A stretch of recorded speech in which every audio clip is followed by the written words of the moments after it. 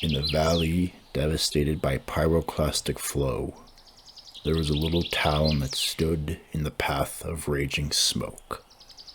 To many, the town is called Toutle, but to its 2,000 residents, they call it home. The eruption of Mount St. Helens in 1980 was probably the biggest thing that happened in this community.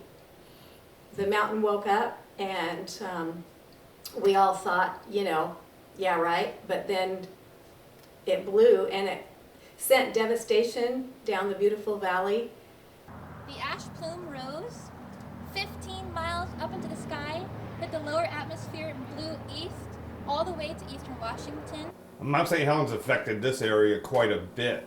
Prior to 1980, this particular area was summer homes.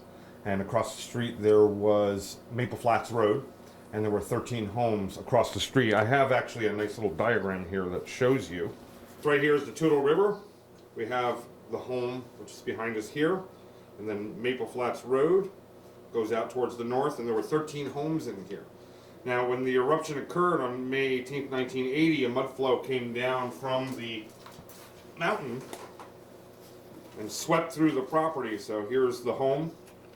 Here's the A-frame, which is out here, and where Maple Flats Road used to be. 13 homes gone. The geology changed not only in the blast zone, which was very, very dramatic, but the geology changed from Mount St. Helens down the Toutle River, Cowlitz River, into the Columbia River, and actually affected shipping. We were living on the South Fork of the Toutle River, and our cabin that we were renting from my aunt was filled with 5 feet of mud. We would have never thought anything like that would happen. And growing up on the river as a child, I thought the river would never become what it was. I came to Toutle to teach in 1980. That's the year the mountain erupted. Soon after the eruption, we helicoptered up on the mountain, and it was a real exciting place. It looked like the moon. Approaching the blast zone was a real dramatic area because all these great 500-year-old old-growth trees were just blown down like matchsticks and all laid down on the direction in which the flow occurred. One of our neighbors up the street on the corner, their home was obliterated, and the only piece that was found is actually the refrigerator, which is in our front lawn. Many people lost their homes and loved ones that day. Yet after facing an apocalyptic event, many decided to stay. I love the community because it offers what I love. I can go to the mountains snowshoeing, I can go to the rivers fishing, I can hop on my bike and ride in the wide open spaces, and it's quiet. I love quiet. The reason I've loved this town so much is that it really has been supportive of me as a single business owner. If you're out on the lake or off the river or stuff, you get one hell of a cool sunset. You get like a greenish, purplish, and silver hue, like the northern lights off the mountain. It's actually pretty cool. What I love about the area, well, the people, small town, you know your neighbors, you work with your neighbors help you, you help them. Walking into the store and knowing the teller's name, the clerk behind the counter, knowing their name. This is kind of the place to be. It's a great community to be a part of. There's a lot of unexplored land. You don't find everybody trampling one another to get here, and there's plenty of space for everybody to come and find their own little piece of heaven. It's a monument with nice roads up to it, with lakes, mountains to climb, trails to hike, animals to see. I've often calculated my elevation to the river to make sure I'm not in any danger of anything happening. Again, I feel like I'm safe where I live, so bring it on, Mother Nature.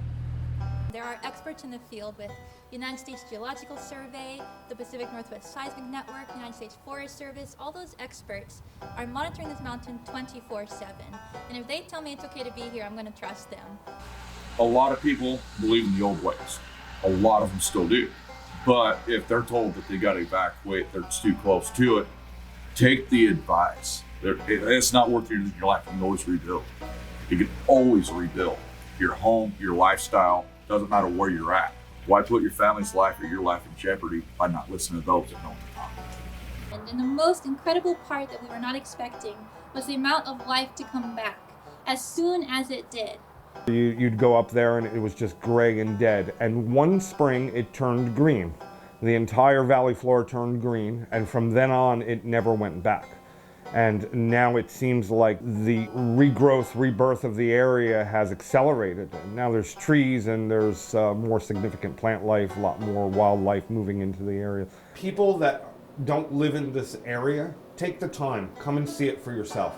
There's a very, very big difference between reading about it in a book or reading the stories from people, learning the geology in a class and so forth. The only way to really appreciate it is to hit the different viewpoints that are here, stop, take pictures, reflect on what happened there, and see the scale and actually feel how small and almost insignificant we are compared to what actually goes on in the world.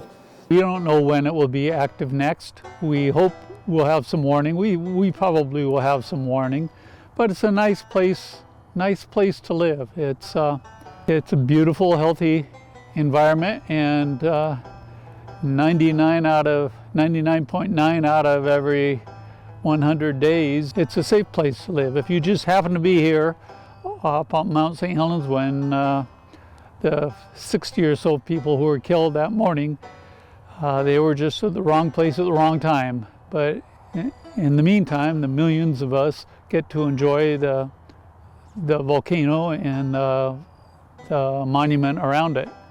So it's a sleeping giant, but most days we can run up on the giant and play, and the giant doesn't wake up, and I just hope I'm not on the giant when it does wake up. 42 years since its eruption, the valley has recovered thanks to efforts from locals and Weyerhaeuser replanting. It has become a tourist destination given its proximity to the mountain and has continued to thrive ever since. Its vibrant, dense land and flourishing wildlife have made this little town in this devastated valley a piece of heaven.